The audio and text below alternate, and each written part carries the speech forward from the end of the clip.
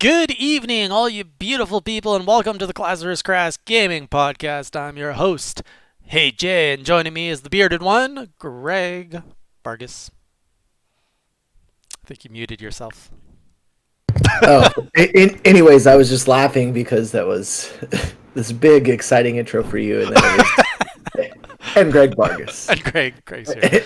and this guy too. He's just happened to hang out. Every week I just spin the wheel on who do I invite to the Discord call. Um, Thanks for pointing that out. I never noticed it. That's because I started thinking about other things, and I clearly can't keep my excitement in my voice and my brain going at the same time. Anyways, it's just gonna be us two for tonight. Sean is out with a headache. Not too sure what's going on in his world, but we're gonna have our podcast anyways. It is a 1 hour podcast where we talk about everything we've been playing over the past week, as well as what we've been what's been happening in the news. Man, I am rusty. So we've got some interesting headlines. A You lot okay, of Jason? I'm okay. Are you okay? Can we just take a breath? Can just No, no, no. You got to roll with the hype. You can't just turn it off. but I'm turned on. Okay, you stay that way. You go back into I'm good. hands where I can see them, man. Hand check. Anyways, Hold on, we're gonna be talking about gaming events, specifically the Summer Game Fest. The fact that Nintendo is not bringing a direct to quote unquote E3 or the June period. Talk a bit about Last of Us Part Two leaks, not the leaks themselves, but just the whole situation. Man, we got a randy chat here. Uh, and then we save the last 15 minutes of the show for the lightning round. That's where we take your questions, your topics, and we bounce it between us like a volleyball. You ready for this? Yes, All right. let us do it. All right, let's get started with what have you been playing besides yourself? Um, so this week, I kind of jumped back into more Final Fantasy. I was trying to think where my week was because, now I'm off work for a couple of weeks. I think I'm not sure, but um, I tried to relax. Playing some more Final Fantasy VII on the Switch. I actually jumped into Streets of Rage, and holy shit! So like a couple months back, I tweeted something that I was playing the original Streets of Rage and I was, was really hoping that's what River City Girls was going to be, and I had mentioned that in the tweet. I was trying to look it up before the podcast, but and then I started playing Streets of Rage 4, and it feels so fluid. It feels so like just everything about it feels so natural. The challenge is still there, to get a really good score. I was kind of hoping Sean was going to be on this week because I know he's played the shit out of it. Yeah, he's been nerding out a But lot about it. yeah, I mean, I love the animations. I love the variations in enemies, the colors, the different types of objects in the environment. It's got online play. It released on Game Pass. So there was just a lot of things to like about it, and it really, especially for Battletoads that's on the horizon soon, it really set the bar pretty high for what the expectation is for a modern 2D side scrolling beat 'em up. So call me naive, but I don't understand how, out of all the genres, the beat 'em up genres of all things would be something that could really Sean was going crazy. He was chatting with me earlier this week, just going crazy. I'm like, but it's a beat 'em up. How much better can a beat 'em up be? But it really sounds like this game is something like is it just the pinnacle of the genre? Is it just Well, expectations were just low? Like, just think about it. What made the most recent Mario Kart so good? oh, Why is it why yeah. why is it still one of the top kart racing games, if not the top kart racing game? Okay. And each iteration, something, whether it's graphics or it's gameplay or it's a mixture of the two. But I think in terms of and I'm pretty in terms of familiarity with Streets of Rage, like very surface level. But being that I've played so many beat 'em up games, so many types of games within that genre, the Simpsons arcade game, any one of the Ninja Turtle games, I actually just started playing another one recently.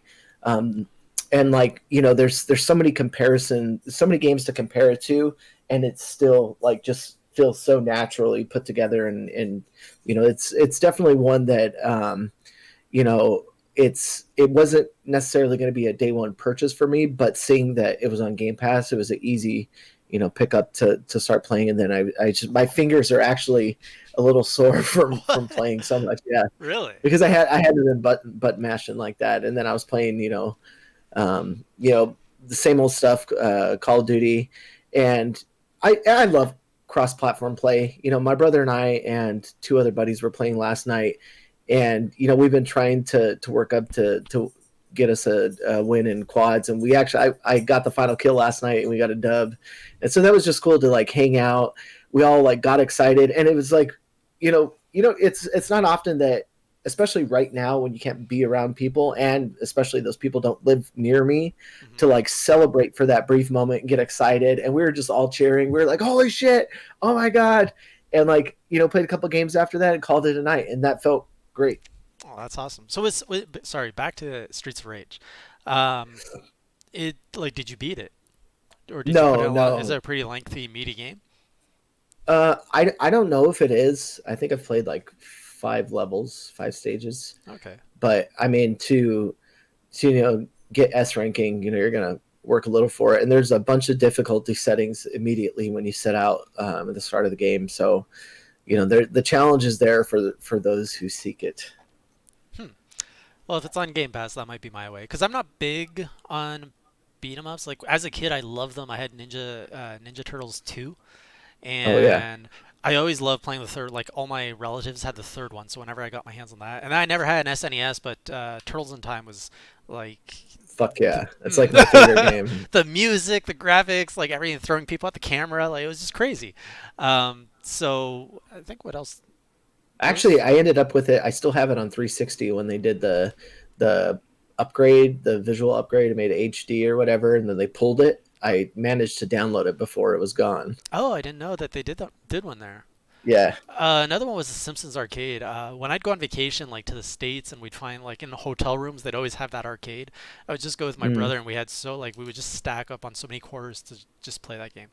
Um, so yeah, not definitely played it a lot as a kid, but as an adult, I've never really gone too much back to that genre. Um, really curious how it's going to what my experience is going to be like. But Yeah, I'll agree. There nothing. Albert in the chat. Nothing bonds like a co-op, and that's funny because my brother and I played so many co-op games together because he's 2 years older than me, and then my younger sister never really played. But I mean, and that's some of the games that we still play together today. And talk about and stuff. So mhm. All right, you ready to hear what I've been playing? yes, Jason, tell us, what have you been playing? All right, sit down for this one. I So, am. if you've been following the story of Animal Crossing on this podcast, it's been kind of a back and forth with Greg and I over the last few weeks. Both of us have been curious about the game. Both of us have managed to avoid buying it to this day, I think, right? You have not purchased it, right? I was almost gifted it, but You were almost gifted it. we haven't gotten to that point. Okay, so neither of us have bought it. Have you played Animal Crossing ever? Any of the.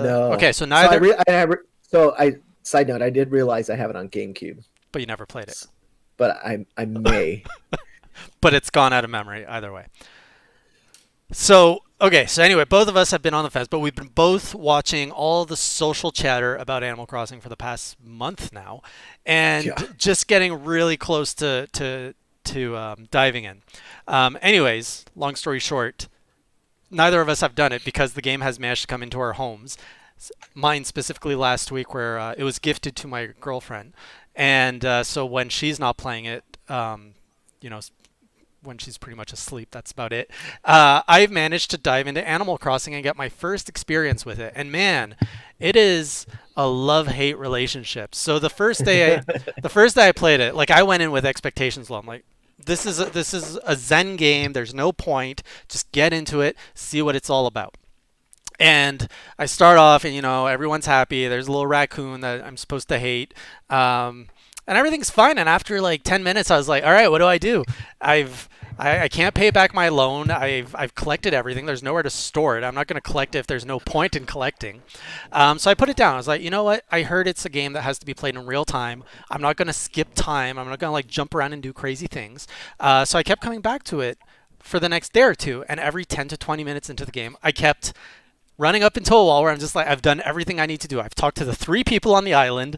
I've paid back a loan. I've opened up a museum, and now I have to wait for it to actually properly open. And it was just roadblock, roadblock, roadblock. My tools kept breaking. My bag was full. I had nowhere to put anything. I'm just like, this is frustrating. This is frustrating. And by the second night, I actually stopped and I went and bought Stardew Valley on the PlayStation, and I spent 3 hours there.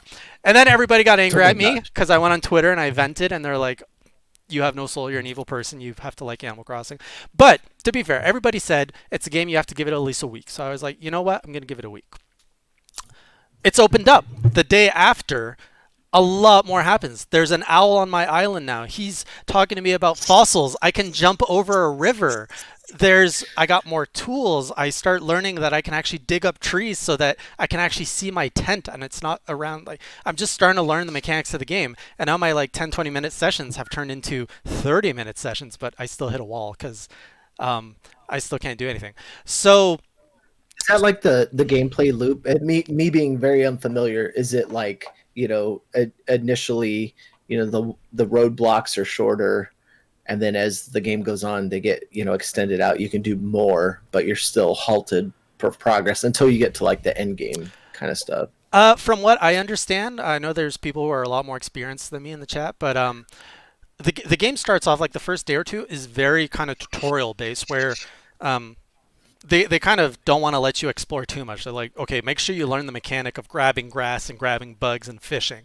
And it starts opening up eventually, like when the museum eventually opens up, that's where you can bring all your specimens, and every like the whole museum is empty to start off. So if you like building something up and filling that up, that's kind of cool.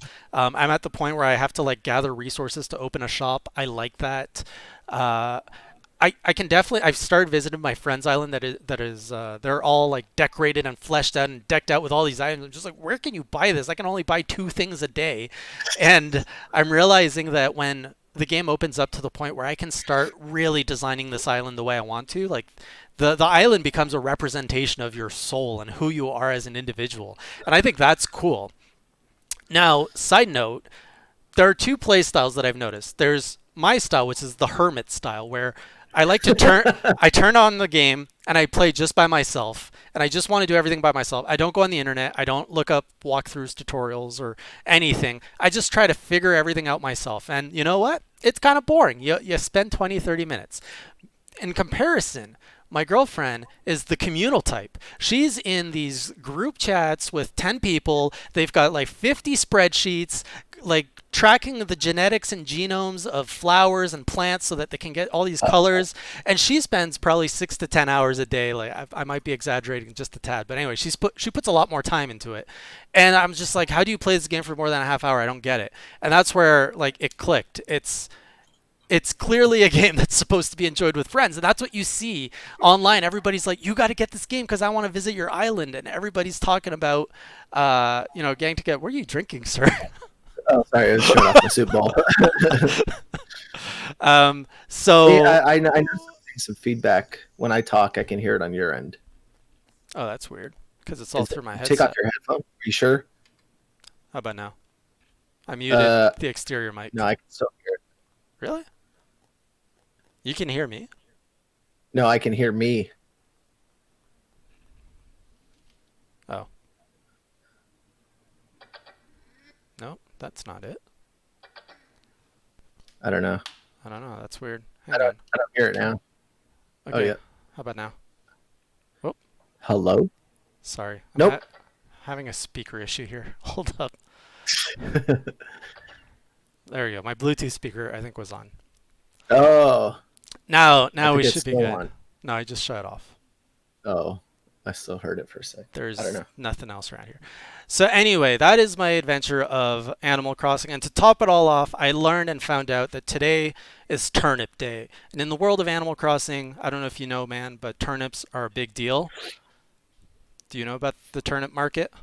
I do not. So apparently, it's like the stock market, and then people buy turnips, and then everybody's like going off with different turnip prices throughout the week and trying to find the best place to sell and buy turnips so that you can become a millionaire of The bells in stock this market. imagine it literally is a stock market. Oh, the stock market, I see.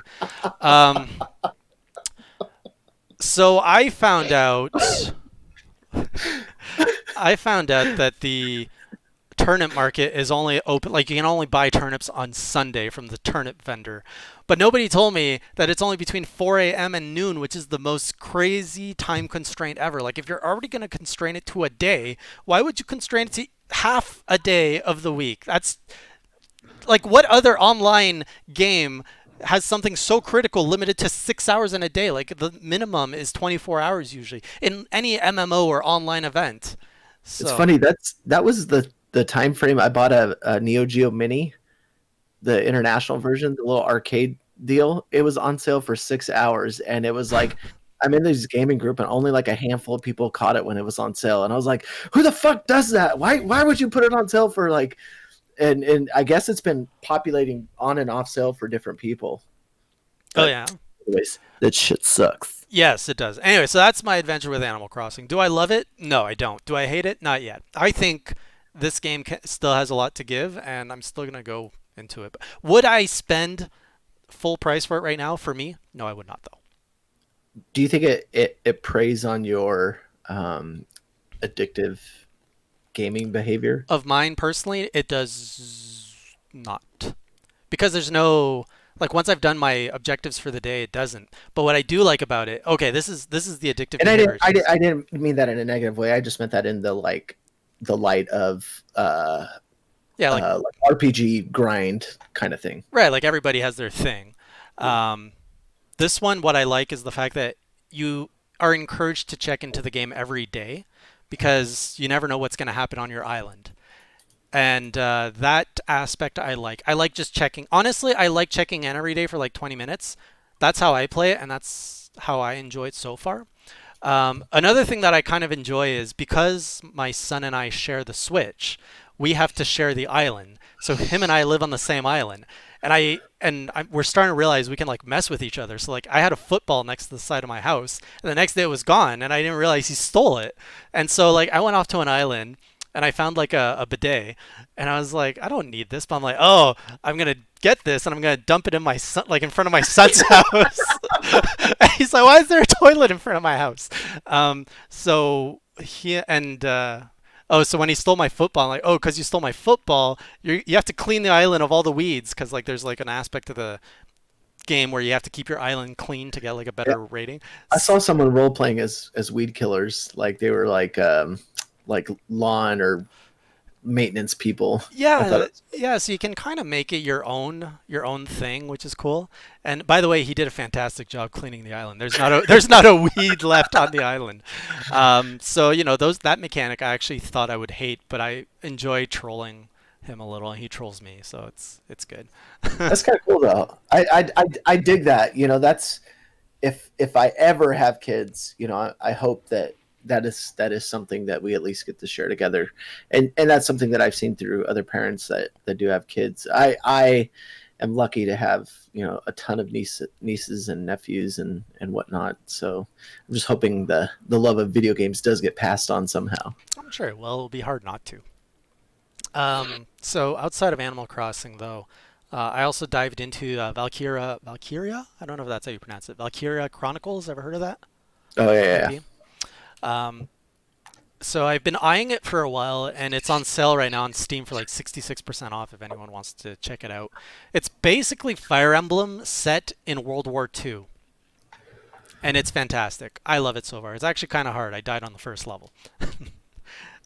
It's very realistic. I was like, can I sneak by this tank? No, the tank opens fire even if it's not your turn and will mow down your main character. And then that was game over. And then what else have I been playing? I think that's about it in terms of the notable games of the. Oh, have you heard of that game called Moving Out? Yes. The co. Yeah, I remember seeing it on a presentation or something where it was highlighted. Yeah. So have you played Overcooked? No, Oh, but okay. I know what it consists of. All right. You got like as someone who loves couch co-ops, you got to try Overcooked, and you also got to try Moving Out. So there's a demo right now on the eShop, which I recommend anyone who likes couch co-op games to go and give it a try. It's pretty fun. I like it. So you have a truck, a loading truck, and you basically have as much time as you want to take all the shiny objects in a house and load them onto the truck. And there are some things that you can do by yourself. There are some things like a couch, you need two people. And there's also the mechanic of throwing. So if you don't want to run to the truck, you can try to throw it. And if you try to throw a couch, you have to like swing it with your friend and then throw it. So like there's some coordination. If you don't want to mess around the door, you can just like toss it through the window. There's no penalty for it, and the whole like medal scoring is based on how fast you load the truck. So the faster you are, the more chances you are of having a gold medal. And it's just been a really just the demo itself has like 4 levels, and it's been really fun to play. So I'll probably be picking that up in the coming weeks. Anything else? Nothing of note for me. How about the chat? What has the chat been playing? That's where I was gonna Oh go. shit! Sorry, man. It's all What yours. about the chat? Yeah, we want to open up to the chat. What have you guys been playing? Let us know, and any ones that catch our eye, we'll read them off. While we wait for that, Shibby. let's talk about some of this news. Starting with, actually, this thing just came out today. Have you seen the new Sony, the next gen finger tracked VR controller? I That did. so let me show you guys a video of this. So it's an article that was published today. I'm not quite sure of the source and everything, but it's basically showing you that this prototype can detect all the individual movements of fingers, which is kind of the next big breakthrough in VR that everyone is trying to attain. The Valve Index is the closest thing right now that lets you do this. But based on this video, it looks like this might be more accurate. And a lot of people are now saying this is probably technology that they're looking to put into the PlayStation VR 2.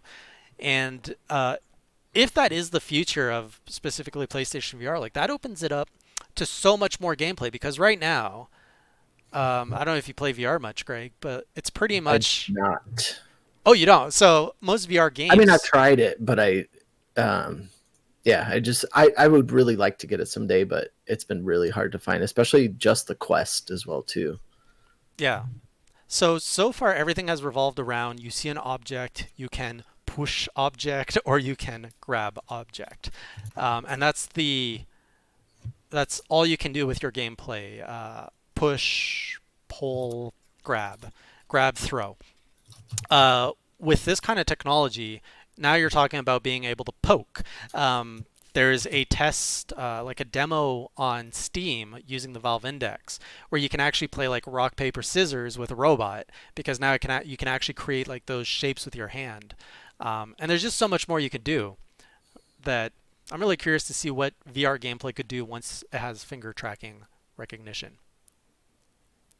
I think the bigger the I don't even think that the technology is the thing to focus on. I think that the thing to pay attention to in this case is that that's something that Microsoft has dabbled in before. Previously, I remember, I think he might have been there. I'm not sure. It was like 4 E3s ago or like 3 E3s ago. They had a Minecraft demonstration on stage with HoloLens, and it looked really fucking cool, to be honest with you. And I was kind of hoping that was going to be the direction with the Xbox One X to have even just more beta programs in that to that degree. But again, it's not necessarily the technology because it's becoming more widely available. We've seen it already in VR, but the fact that Sony and the PlayStation brand are looking to incorporate more, PSVR in the future with PSVR 2, whatever that looks like. But it looks like they're embracing it more than what I thought they were going to be, because they could have just done a, kind of a hardware refresh, and still kept some of the same technology and kind of shoved the PSVR out the door like that. But they're actually looking to invest into new technology for in development for things like finger controls, and I think that speaks more uh that resonates with me more than just the fact that they are, doing this technology, I guess. Well, I don't think it's being, this is very different than, let's say, Xbox's shit. What was it called? The camera, the why? Connect. Yeah, the Kinect. Yeah. So Xbox doubled down with Kinect in Gen 2, and they said, well, if you want Xbox One, this is just part of the game. You gotta get Kinect, and that completely backfired on them. But in the case of PlayStation, I think the fact that it's optional, that it's a completely different tier of product, that you can be a PlayStation owner and never get into VR, is showing a lot more success. And I'm just pulling up some numbers here. It looks like their VR headset sold through number as of a year ago, March 3rd, I think it was 2019, pretty good, wasn't it? 4.2 million, which compared to the PlayStation 4 user base is tiny. You're talking about a 4% adoption rate, or 4%. Yeah, 4% of PlayStation 4 users have a headset. That's probably, actually, yes, as of January 6th of this year, they passed the 5 million mark. So 5 million headsets, that's some What's significant what's audience. what's the number? If you can pull it up, the number of the PS4 Pros that sold. I think they keep it separate. I don't think they, I'd be PS, curious to see if those individuals that did buy PSVR, if they were also, I mean, I know it didn't release much sooner. Either way, just I would be curious to see if those people were wanting to, you know, if they chose PS4 Pro over the base PS4, if they did purchase a PSVR. I would assume so. I don't think PlayStation reports on them separately.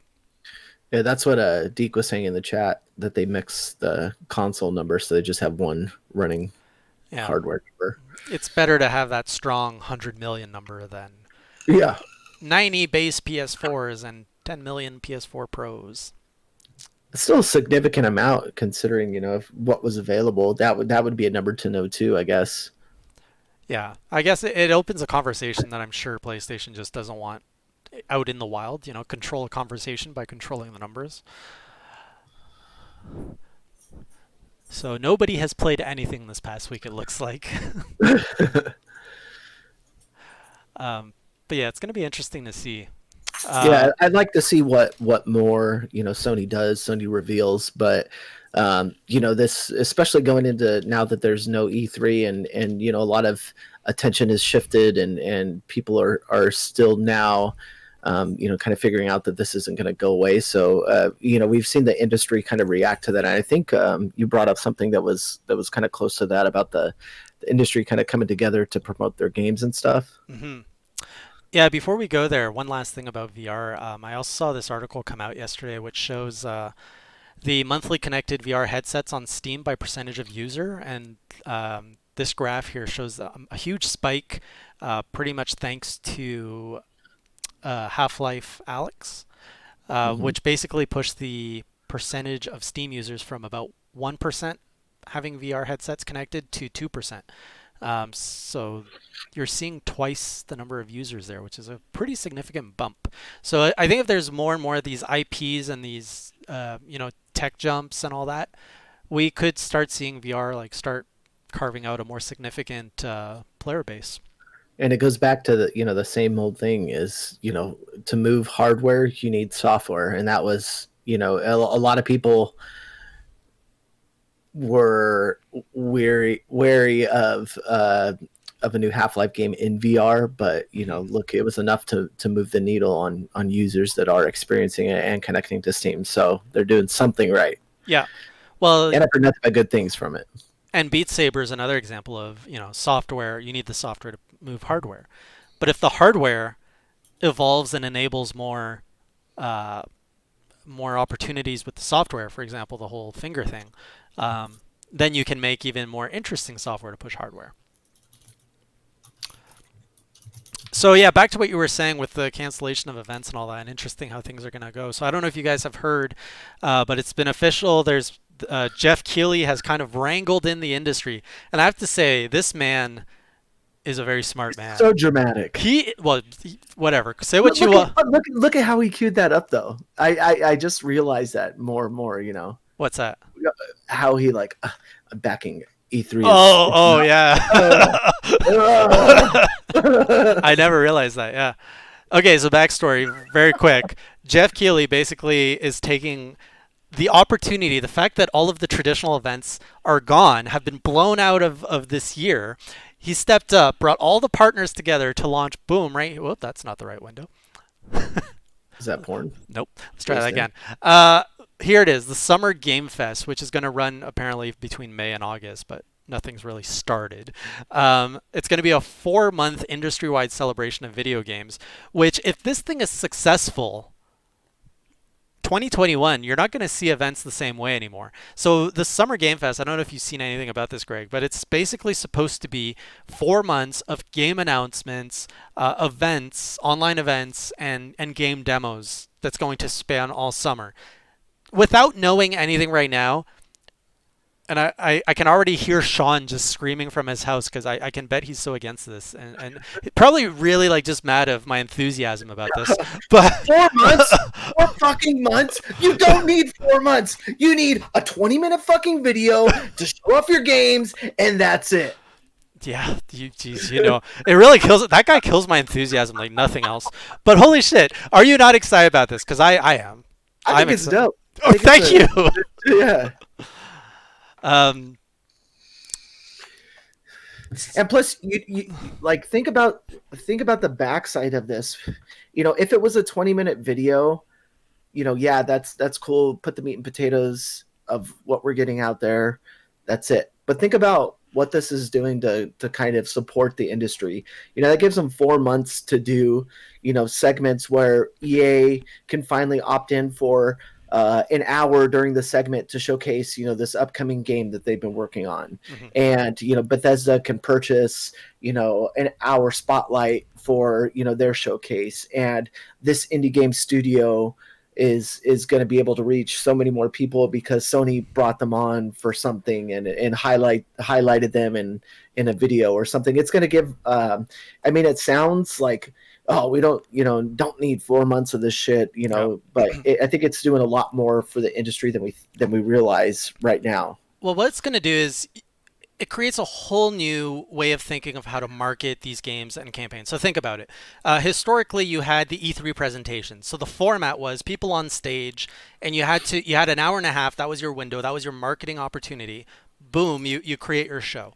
Then Nintendo stepped out of that mold and says, you know what, we're going to tighten that. We're going to do a direct, no stage presence, just bam, bam, bam. And they even started off with like really well produced stuff with like the chicken robot skits and all that. And then Nintendo took it a step further by saying, hold up, why do we just have these directs when we have 3 days at E3 of people watching? And then they pivoted and they created the Treehouse programming, which understandably is not appealing to everyone, but basically took that 20 minutes and expanded it into 3 days of programming for those like, oh, you want to know a lot about the next Pokemon game. Here's an hour stream of the developers talking about it. So now you take that concept and you roll it out even further and you have a 4 month window. Now you can create a story across 4 months if you want, where a game can be teased and revealed piece by piece throughout 4 months, or an event can happen once a month leading up to more and more information. Like it just opens up the way that a game can be marketed, and I'm really curious to see if any company is going to jump on that opportunity because this is a uncharted territory. This is a whole new way of doing things. And it's not cramming everything into some small segment that's a trailer and there's info about the game and it gets lost in the hustle and bustle of E3. This is more time for people to digest what they're seeing and really give their attention to a game that may or may not have been missed or is one of those sleeper hits just because it was smothered by the rest of the news that's being revealed during that week. Yeah, so instead of a bang, it's going to be more of a whatever the opposite of a bang is. What? It's not a one night stand. It's a 4 month fling. Yeah, a summer fling. Well, that's what they should have called it. The gaming summer fling. What? Okay, here's where I'm skeptical though. What I don't like about this is so traditionally we had events that are represented by organizations. Now you have Jeff stamping his name all over this. Now you have one man putting his face in front of it all. This is the first time I've ever missed And E3. It was and canceled. while I like Jeff's approach and ideas in the industry and what he tries to do, but the Oh negative shit! side, uh, what's this big? What is this big $50 donation? David M. Greg childhood friend, keep up the good work, fellas. Thank you so Oh yeah, Dave. much. Holy shit! Thanks, David. You know this Yeah, I guy? went to elementary school, junior high, played high school football. David Marquez. Yeah, dude. Damn. Do you guys still like play together and stuff? No, he lives back in California. Oh, But yeah. well, thank you for tuning in and thanks for that generous Fuck donation. yeah, man. We can put this towards your Animal Crossing fund. Uh, Geez, where was I? Jeff Keighley. So yeah, the problem Our Lord with and Savior. no, the problem is if he does this well, how do you compete with that? It doesn't become an E3 or any other or a PAX or anything. It becomes Jeff's summer of gaming, and I don't know. I don't like the fact that it's going to be all centralized around one man versus like a company or an event, and that just seems dangerous. And also, I think it's going to highlight even more how irrelevant events are to get access to the public. I think the events are very much needed for the industry and the business to business side, AXB. Um, but Shameless plug. but in terms of the consumer side, I think events will always be there for sure to just for the fan base. People will buy tickets to go to events and stuff, and it's a model. But And I think that's been something that's been highlighted, especially right now. You can be inside your house and make good use of online media and connectivity, but people still yearn for human contact yep. and events where other friends and peers where you can see cosplay up close, get tips, meet developers, have a conversation with them that's more meaningful, on or off the books. I think that's just something that I think is an important factor to go into these events, because and then at the same time, as a journalist, you're learning to cover an event. This isn't not everything's going to be online. Look at the Apex Legends reveal. It was in person at an event in LA before they fully kicked it off. You're going to be put in situations where you have to navigate, the industry, and this is just like, kind of that's just, kind of the way things work. Hmm. And I don't ever see that fully, like you said, completely going away. So I think the the gaming journalists have actually the most to lose with this shift because where where does gaming media stand in this world of direct to consumer news? Like they can repeat the news, but for the hardcore fan, is that relevant anymore? Like, if I just follow this online event, let's say is social, isn't it better for me to just get my news directly from that than to follow any other like journalist websites, news I don't websites? I don't think so, because there's PR will release information to, and oftentimes not in all in the same place, to media outlets where you can actually talk more about the game because more details have been released to you. Hmm. So I think opinion is still valid, especially in games media, to critique, to shed light on situations where businesses are not doing favorable things or treating their employees appropriately. I still think there's going to be that. It's like, even though politics has changed considerably over the years, and how people communicate similar and dissimilar opinions. I think the same thing goes for the game industry. It's still an industry with many, many moving parts, and when you have that many moving parts within the machine, then stuff is going to break, stories and people aren't going to be all treated fairly. And I still think that's an important aspect of gaming journalism, is to still highlight those people, those individuals, those stories, along with just the standard news cycle news. Hmm. That's fair. And one, devil's advocate on one point, you said the fact of some companies, they kind of break apart their news and give it a little bit to this outlet, this outlet. That's a conscious effort to kind of, I think, win the loyalty of those outlets to kind of like keep them coming back. And also to kind of create a little bit more buzz where it's like, oh, an exclusive here, oh, an exclusive here. Because, we've both been on the side of the media where when we get an exclusive, we go crazy and we put a lot of energy into boosting that exclusive, however, like minimal it is. Hmm. I was just going through my old files, random nostalgia here. We were at E3, and there was this indie developer walking around with their game on their 3DS, and there was no trailers, there was no coverage of this game anywhere. And I remember they emailed me. And they're like, "Can you cover our game?" And I remember I'm like, "Holy shit, nobody's seen this game, and it's running right here on the 3DS." And like, I grabbed my camera and I filmed it, and I saw this footage on my computer. I'm like in the end, nobody cared about the game, but I remember just how excited I was because I'm like, I found something no one else has. But then What game was it? it was I don't remember the name, but it was like a Wipeout kind of game on the 3DS. Oh yeah, yeah. Uh, There was a couple. I actually I might have reviewed that. Probably like we were working together at the time, so I'm sure we I got. think they I think they were made by the same people that did Nano Assault. No, it was definitely not the same people. Are you sure? Yeah, positive. Was it called Air something? Air Race? Don't no. Was it called Speeding Through the? I'm just Was it kidding. going very fast?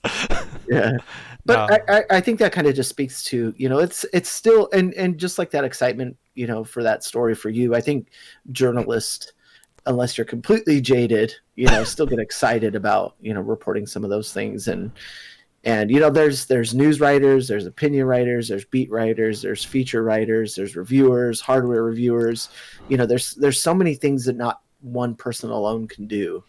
But And so to that example, the fact that I was excited, I think I put up a video at the time on the Nintendo Enthusiast. Like I used all of my resources to amplify the story, and I can tell you, the results weren't great. And I think even if I'd have a platform like IGN or like all those platforms, ultimately, if the user base doesn't care, if there's not a critical mass of marketing driving that interest, saying, "Hey, you need to care about this," it's very hard to draw attention to that. So even if you can create all these, even if there is all this exciting like stories for people, even if you Mhm. cover it, if nobody's reading it, and nobody's interacting with it, that's not what's going to pay the bills at the end of the month for that company. And you know that's going to trickle out eventually. Like you can't make a living off covering these stories if no one cares about it.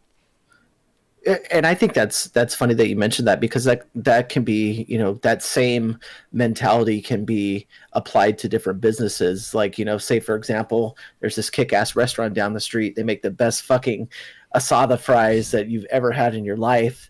But if nobody's talking about it, no one's saying go there. They're not advertising that they have the best damn asada fries on this fucking planet. No one's really going to give a shit, and they might close down, and that's that. Yeah. So I think it also uh, just I think it gives a level of transparency to the industry that I think people have been especially nowadays, when there's so many disgruntled employees or there's crunch culture or those types of things, it gives a layer of transparency to the gaming industry and what is really going on, behind the scenes, other than, when a company puts out a developer diary or something. It's the community, the gaming community is more involved in the development process than I think it's ever been, and I think that's I think it's interesting how things have evolved to get to this point where that's the case.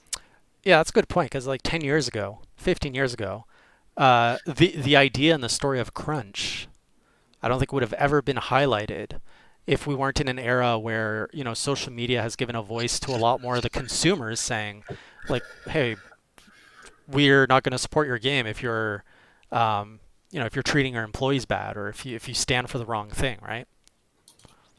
Yes. Sorry, I'm replying to a comment too. Yeah, it's okay. But we are actually already at the lightning round of the show. So if you guys have any thoughts on anything we discussed tonight, any questions on anything we didn't cover, or if you want to hear our thoughts on anything we forgot to cover, please let us know in the chat so we can get into the lightning round. One last thing, Last of Us 2 leak. It was not a disgruntled employee. That's what it was first thought to be. It sucks. If you're a fan, don't look at them. What a shitty thing to do. And for people to just shove it in front of your face, I hate that. I hate that about online culture sometimes, but avoid anything The Last of Us 2 if you don't want to see any spoilers because like, they're still circulating online. Yeah, I don't really care about the IP, but just that kind of level, like I can't imagine a game I care about being spoiled that way. And turns out it was hackers, right? Like there was Yeah, it a was hackers they that they found a way to hack into Naughty Dog servers or something. it wasn't a Sony employee, it wasn't a Naughty Dog employee, but they still did something pretty naughty though, if you know what I mean. Oh, you. Gadget Mike asks, "Will Greg cosplay as a Viking for the new Assassin's Creed game?" Actually, I'd do that. Yeah, we Yeah, should do a stream. Viking I Viking I Greg. love doing I love doing costumes. I did not for cosplay, but I love Halloween costumes. I did um old Luke Skywalker. I did Oh, that must have been Rocket cool. Raccoon last Halloween These or are the good Halloween before choice. that. Yeah, it came out really good. I was surprised. I made the costume and everything. So Hmm. You got to bring those out. Some pictures of that next time. nah. What do you mean? Nah, I'm sure they look good. Speaking of Assassin's Creed, have you seen the trailer for the new Assassin's Creed? No, I meant to go back and watch it. I saw the. I was like, this is going on for 9 hours. They're creating this like scene. I was like, I'll check back later. Just never did. So that's crazy because that was one day, a 9 hour stream, and then they actually just announced the trailer the day after, from what I understood. So it was kind of a weird stream. They didn't show any gameplay, if I recall correctly. If they did, they fooled me because it looked all pretty cinematic. But who knows in this day and age what's cinematic and what isn't? Um, Honestly, it's not the most thrilling aspect of history that I like that I would want to play in terms of the setting. So I'm not crazy hyped, and I think I'm still like. But you know what? I wasn't that like excited about the new God of War 2 setting, and I ended up loving that game. So maybe it'll be the I'm same thing here. yeah, I'm kind of interested to see how what Ubisoft's take is on that Norse mythology and the Viking setting when God of War seemed to touch on that kind of in I don't know. It's hard not to compare the two, but I'm interested to see where they take it. I just don't. I hope it's not like a copy and pasta from what they have been. No, I don't think so. If you look at other Assassin's Creed games, they tend to be, they like to loop in their guest character, like historical or mythological guest characters. So I Hmm. wouldn't be surprised if we saw some nods. Although I didn't play Origins to know like how did they integrate the Egyptian I didn't gods and play stuff. Origins. Oh, you didn't play I that one. didn't play. I haven't. I'm not an Assassin's Creed fan, Oh, okay. Um, but I watch things like you know especially kind of funny games daily when they were just talking about it regularly every single time on the cast. So I mean, I got pretty familiar with it just from that. yeah, like I think it was Greg who fell in love with Odyssey. Like some people Uh-huh. just went crazy for Odyssey and had the opposite effect on me. As someone who I was enjoying the Assassin's Creed franchise, and Odyssey just like I put some like 10 20 hours into it, and at the midway point it lost me because it just opened up like to be too open world and like very grindy RPG ish, and it was just Mhm. I don't know, it wasn't the same kind of game anymore. Yeah, and I hope that's something they change too because that's that same mentality and that philosophy has been applied to a lot of Ubisoft IPs, and I think the point where they released Breakpoint was kind of like, hey, this shit's not working. We need to make some adjustments, and we can't just reskin everything and put a different franchise title on it and expect it to sell. So I'm hoping that this goes much further into breaking what they've done in the past in terms of past Assassin's Creed games. And I don't know, it to me the Viking aspect, that mythology and all that kind of culture, I think has a much wider reach to get the people that would probably play this game pretty casually, but are like, fuck yeah, Vikings, yeah. Someone pointed out, they're like, why does the main character? Well, you didn't see the trailer, but he looks exactly like the main character in that Viking show right now. I don't know what it's called. I think it's on Netflix. There's like Isn't some. it called Vikings? It's probably, yeah, it's probably called Vikings. And I don't know if that was intentional or if like there just is a stereotype to what a Viking looks like. It's like this is your cookie cutter Viking. You don't derail from it. Um, but oh yeah, back to uh, the changes they've done with Assassin's Creed. I really think they're seeing their IP kind of soar on the new RPG route that they've gone. Like ever since they kind of dived into this with Origins and then Odyssey, it seems like the IP is getting more and more successful.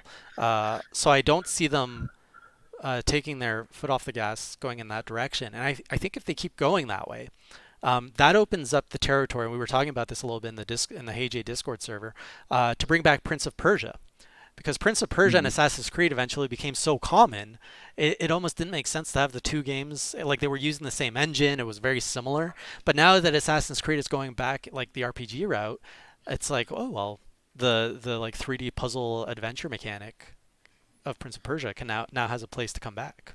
That's true. I would, you know what I wish they would do? I wish they would do like the reverse, maybe in this case, Assassin's Creed, where, it's not someone in modern times and they're accessing memories and all that shit in their Oh lineage. yeah. Maybe it's in the past and it's getting a more modern take of Prince of Persia in modern times, and maybe his lineage has been passed on. That would be interesting. I would like to see them, kind of the how like Control was so much of a different take on the third person shooter, but the studio had a history of those styles of games, but took it in a new direction. And I think I think it would resonate with people that would recognize the Prince of Persia name, and especially for modern fans, having a modern style game would work. And Legacy of Kain, I want to see that shit come back to you.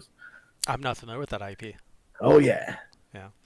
Uh, they've pretty much killed the whole going to the past. Like I feel it's almost there as an obligation. That whole mechanic of, oh, you're in the modern times, but you're talking about the past. Uh-huh. I don't even remember if they even did. Oh yeah, they did do it in Odyssey, but it was like a 2 minute cutscene where they're just like, "Hey, we're in the present. Okay, let's go. Let's go to the past." Versus Assassin's Creed 2, I remember was very much like you had to play like a segment in the present, and it was very not fun. I think if you look at reviews of 1, 2, 3, the old Assassin's Creed, the general consensus was people did not like playing in the present, and Ubisoft listened, and they didn't even. Yeah. Well, shit, I went back and played the enhanced version on the Xbox One X, and it looked fucking amazing. What, the first one? I think it was two. I think Oh, it's two, because I think I have a couple. But I was like, "What the fuck?" I yeah. was like, "I don't remember looking like this," and I was like, "Oh, it's enhanced." Oh yeah. I, Whoops. I can see the faces. I can see the Yeah. expression. I don't know if you've been seeing, by the way, the Xenoblade Chronicles comparison shots Oh yeah, yeah. on Twitter. They've been hilarious. Some of them have been really hilarious. Like just seeing the expressions from the Wii to like a They're fully just fleshed out ridiculous. HD. The eyes, dude. The eyes. They're Yes. so ugly. Well, it's the mouth that I like. The mouth is just there wasn't much room for like enough pixels to make a mouth, so it was either like yelling and eating you or just smiling. Did we miss any questions? Siggy says, Jay, you should stream the original Prince of Persia. Man, let me finish Hollow Knight, then Castlevania, all the Castlevanias. By the And way, get a record player. oh yeah, and a record player. By the way, that's my vinyl back there, Jelly. right there. By the way, I think I've got 6 Castlevania games left. Oh, where are we going? I was just grabbing What you showing off? the Neo Geo Mini I picked up. Is this the thing you bought in that 6 hour window? Yeah. Nice. And you just got it? Yeah, it came in a couple days. I was surprised. I think it's back up to like, I don't know what it is right now. I think it's like $90 or something. I've seen it. Hmm. Yeah, I would. I think you know I've been pretty vocal about my thoughts on retro games and my enjoyment of playing them. And back there is the Sega Mini, and I think that's the last time I buy something retro. It's a fantastic piece of hardware, great collection of games. I don't like playing retro games anymore, as I have realized. Gadget Mike says, "Hey Jay, did you guys talk about what you think will be at Xbox's third-party thing? I missed most of the podcasts." We did not, and I'm not sure what you're talking about. Do you know what this Xbox third-party thing is? No. Isn't Xbox doing a something soon? That's all I got. Xbox doing a something. I don't know. May 7th? That's this week. Oh, it's the Xbox Series. They said it was like on their Twitter. They're like, we're ready to show you more. What a tease, that Xbox. Yeah, Do you want that's what it more? was. Give us your credit card I'll info. show you. Pre-order us, and we'll show you more. I only need $10.99 a month for the rest of your life. You could sell that voice, man, for commercial work. Please insert credit card here. Followed by a giggle. No, just stop, just stop. I shouldn't encourage you. You can look at my butt. Uh, I don't know. Is there an event happening? Oh, I think that is. okay. They You know, tweeted, okay, May 7th, 8 a.m. Pacific time, so that's 9, 10, 11 Eastern time. You want to see games for the Xbox Series X? We want to show you games for the Xbox Series X. Check out first look next gen gameplay. You know what? What am I doing May 7th? I don't think I'm busy anymore with life. That's me either. Thursday. Oh man, we gotta talk about that after. Thursday, here on Hey Jay at 11 a.m. Eastern time. Costume party. Costume part. I'm gonna bring my banana costume. Fuck yeah! No, you can't wear the banana costume. That's the only costume I have. Homemade costumes only. It's a homemade banana costume. You put up a poll tomorrow, and we decide what we wear from the poll. I can't. Homemade How? costumes only. Homemade costumes only. Oh, fine. Thursday, 11 a.m. costume party with Inside Xbox. It's going to be a lot more fun here than watching Xbox hosts. So join us with a very special Greg and Hey Jay hosts. You're actually in for this, right? I just tossed you up. Yeah, dude. 1,000%. Yeah. Thursday, he's going to be like, what? I said what? Either way, I'm doing it in a banana costume with or without Greg. How many pieces of vinyl, Jay? That Hollow Knight vinyl has two pieces of vinyl in there. Dude, the River City Girls one came with like four records. Really? Yeah. What else? Question from Tony: do you think Nintendo will have a Nintendo Direct in either July or August due to COVID-19 pandemic? I think Nintendo. I am convinced Nintendo is rethinking their Nintendo Direct format. I don't think they've canceled it because the last one was specifically a Nintendo Direct Mini, meaning they wanted to still draw a clear differentiator from the Nintendo Direct series.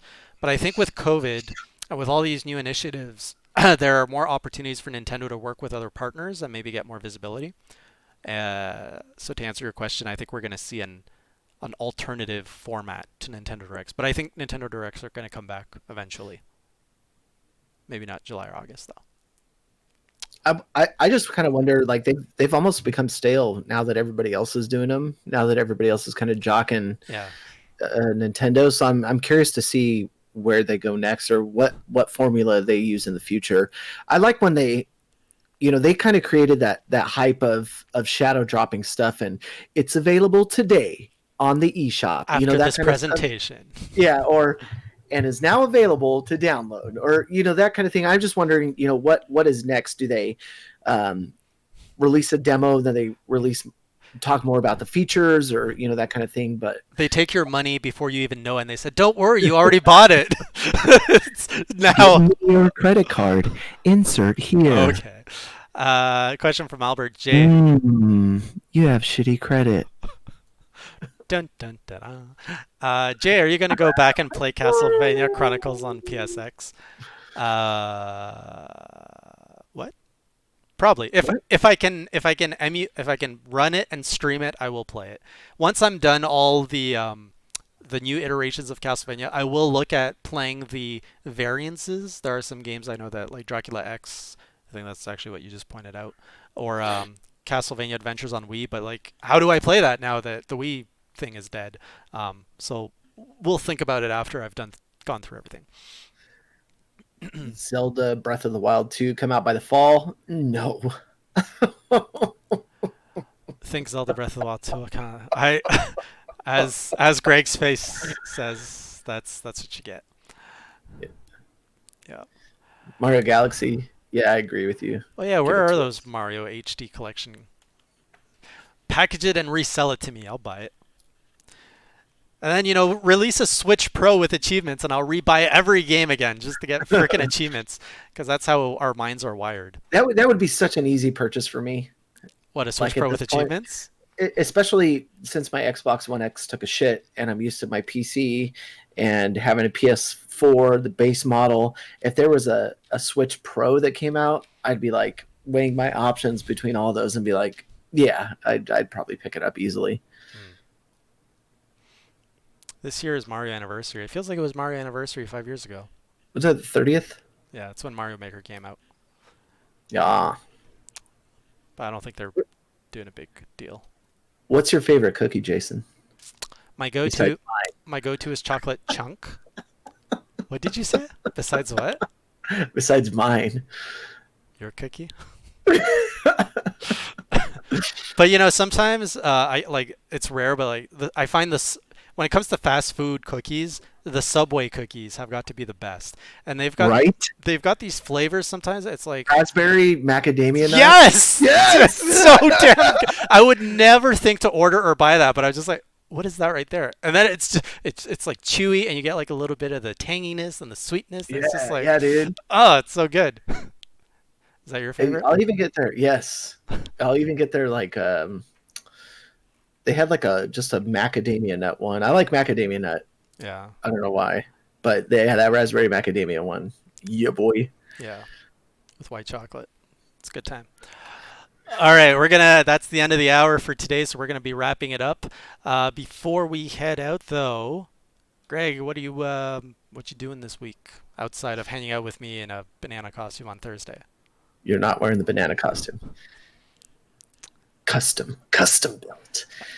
Um, I have been kind of laying low. So I talked a little bit about it last week, just about, if you are, you know, seeking mental help and that sort of thing. And I'll be very honest with you, it was not a very good mental health week for me last week.